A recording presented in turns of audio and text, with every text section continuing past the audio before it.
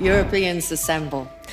And we're getting there, dusting off our capes, pulling up our boots, revving up our engines. We do not want our allies to be weak, because that makes us weaker. Woke, decadent Europe is not facing civilisational erasure. For we in America have no interest in being polite and orderly caretakers of the West's managed decline. In fact, people still want to join our club, and not just fellow Europeans. Over 40% of Canadians have an interest in joining the European Union, so the waiting list is quite long. Acting together in this way, we will not just help recover a sane foreign policy, it will rebuke and deter the forces of civilisational erasure that today menace both America and Europe alike. Many came to believe that the West's age of dominance had come to an end, and that our future was destined to be a faint and feeble echo of our past. But together, our predecessors recognized that decline was a choice, and it was a choice they refused to make.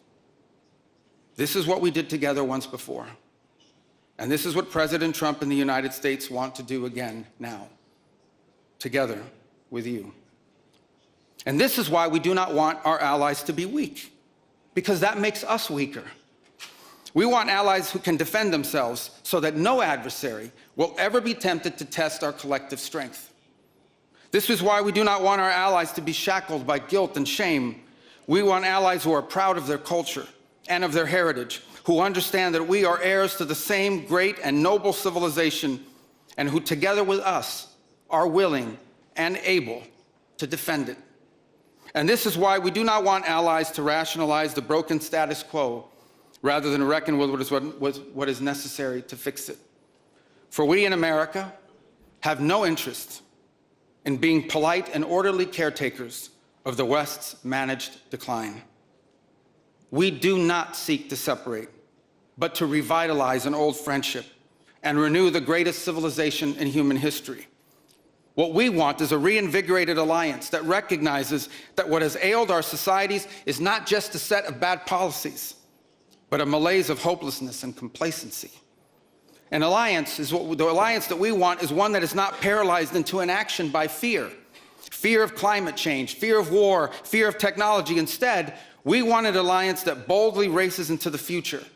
And the only fear we have is the fear of the shame of not leaving our nations prouder, stronger, and wealthier for our children.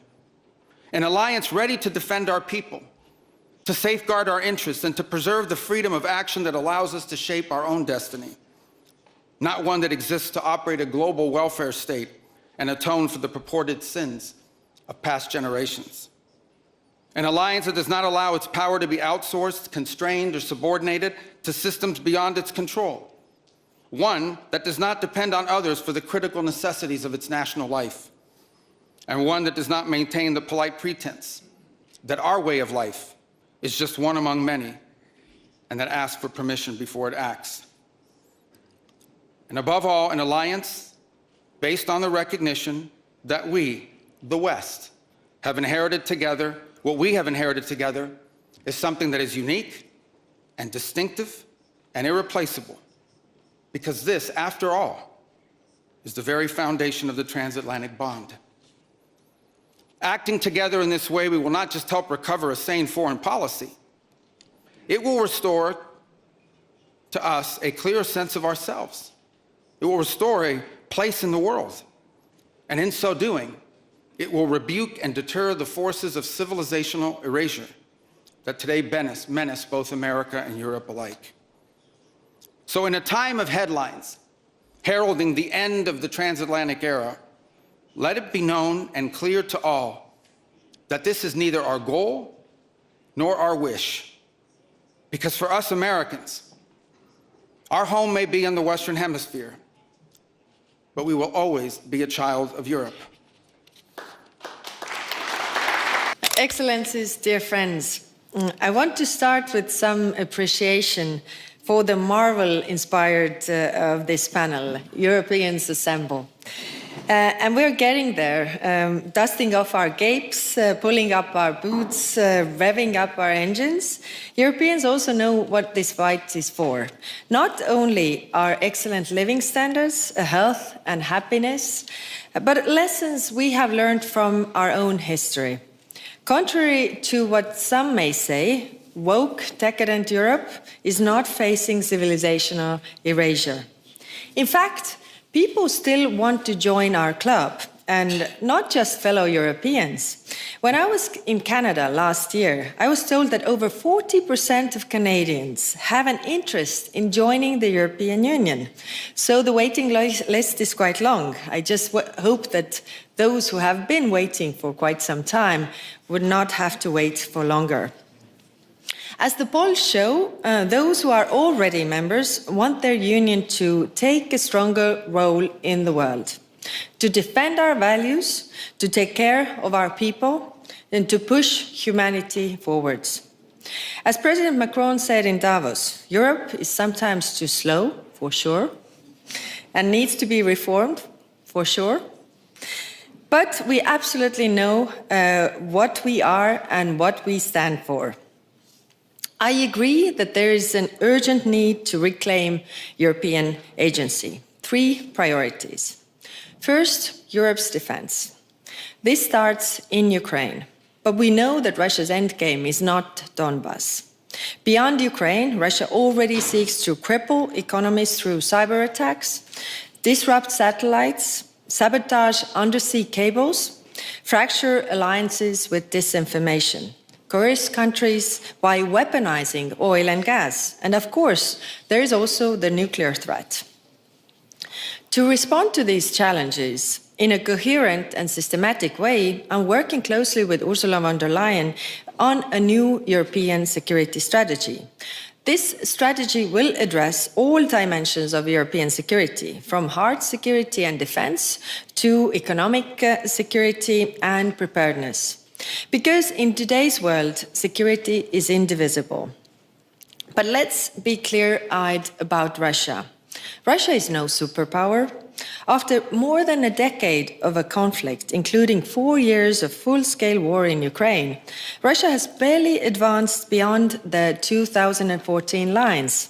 And the cost? 1.2 million casualties. Today, Russia is broken. Its economy is in shreds, it is disconnected from the European energy markets, and its own citizens are fleeing. In fact, the greatest threat Russia presents right now is that it gains more at the negotiation table than it has achieved on the battlefield. And on the topic of negotiations, what matters more than having a seat at the table is knowing what to ask when you are sitting there.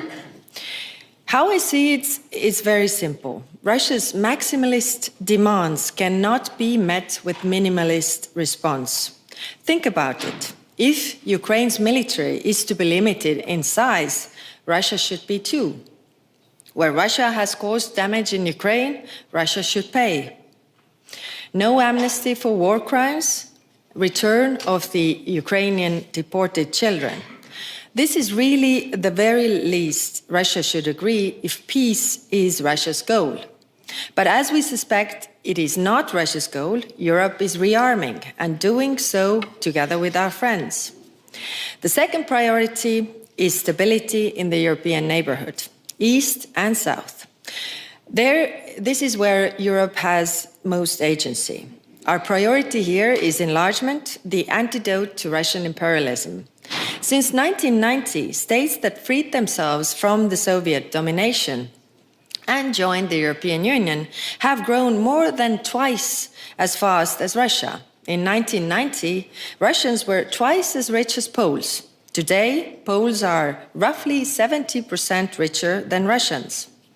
I also agree with the historian Timothy Snyder, who writes that European enlargement is vital for securing democracy and overcoming Europe's own imperial history. Today, enlargement is a geopolitical choice, and we must say yes. Our third priority is international partnerships. Take trade, for example. The European Union has built the largest free trade network in the world. Close to 80 countries are now covered by EU trade agreements. And on top of trade, we are creating partnerships on security and defense. 10 so far, including India and Australia this year alone. Countries want to diversify their partnerships to manage the risks in the rougher world, including a constant threat of tariffs. They want to find joint solutions to digital challenges from standards to semiconductors, because the vast majority of the countries also want the same thing: stability, growth, prosperity for their people. The best way to get there is to go together. To conclude, we hear the call to action, Europeans assemble, and let me take more inspiration from the Marvel universe. Heroes are made by the paths they choose, not the powers that they are graced with. Europe's path is clear: defend Europe, secure our neighborhood, and build partnerships across the globe. Thank you.